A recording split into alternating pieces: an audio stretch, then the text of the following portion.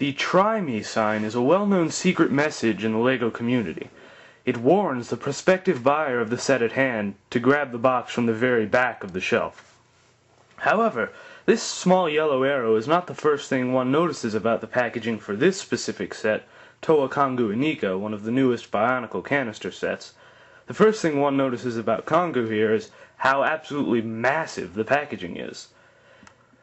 See, this canister looks like it's about twice as wide as one of the original Toa canisters, and it's about the same width.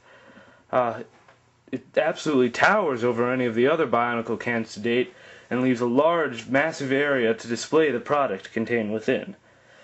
Contained within the top of the canister are Kongu's weapons, namely 3 blue translucent Zamor spheres and a suspiciously blade-like crossbow. The latter is the subject of the Try Me arrow.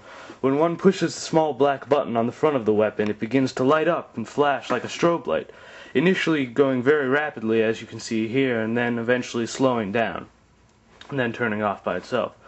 I believe the purpose of the tool in the storyline is some sort of laser crossbow that Kongu utilizes. Why one needs a crossbow to launch lasers, I'm not sure, but I'll be sure to ask Chewbacca next time I see him. This view of some of the pieces contained within tantalizes the buyer and makes him want to open the package up and get building. So let's get started. Due to the oblong shape of these canisters, LEGO has returned to the pop-top can lids used in the Rakshi and the Vaki. Personally, I prefer the screw-on lids, but had to make do with the shape, I suppose.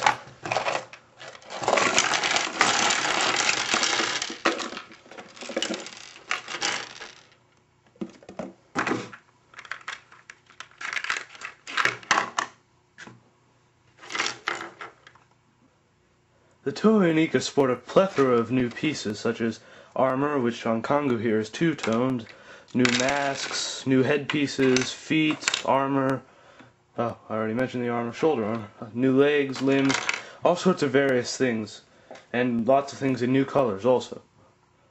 In total, I count 10 new shapes in Kongu Inika here.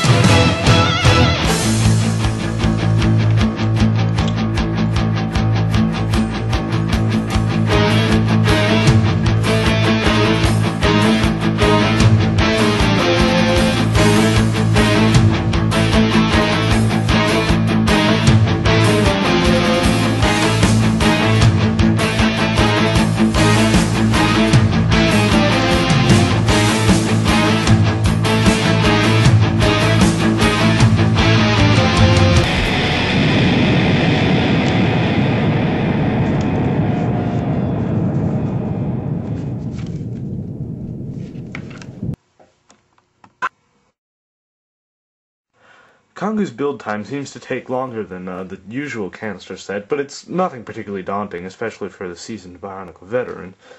He towers above the other Toa, such as the Metru and the original Toa Olda, as we call them, and I believe this might be the largest canister set to date, or this line of sets, the Inika. Some things I really like about the set, such as the 13 points of posability, although that's becoming standard, the repeating Zamor launcher and the covers for the kneecaps there that prevent the knee from bending in strange positions.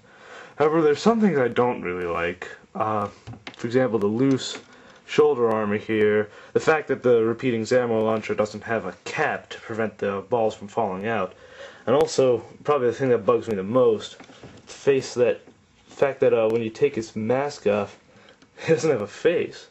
I know there was a storyline reason given for this, but it still bugs me that the masks aren't really backwards compatible, you would say, with the other heads. It just seems like a strange design point to me. That's my biggest gripe about the set, I would say. However, despite these flaws that I find, and any that any others might find, the set definitely has its strong points, and from the flashing strobe crossbow here, to the well-deserved upgrade to the Zamor launcher, and the new masks and pieces, it's definitely worth adding at least one Inika to your collection. I highly recommend this set, one of the better Toa sets to date, and it's good. Anyway, that's really all I have to say about Kongu here. Okay, give him a nice spin so you can see 360 degrees. And so wraps up my review.